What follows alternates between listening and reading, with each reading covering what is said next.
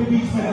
एक बार मोबाइल का लाइट चला लीजिए सभी लोग, जितने लोग हैं लाइट चला लेंगे, जितने लोग के हाथ में मोबाइल है पर लाइट चला लीजिए। भोजपुरी के पावर स्टार को आमंत्रित करता हूँ।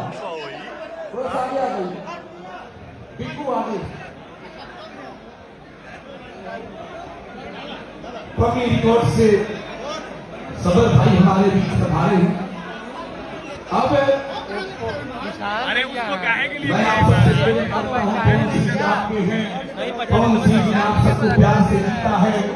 एक दिन में कोई सुपरस्टार नहीं होता भाई। अब मैं माइक देता हूँ दुनिया के बड़े टेक्सटाइल को, अभी रुक जाइए, मैं दुनिया के सबसे बड़े टेक्सटाइल को माइक देता हूँ।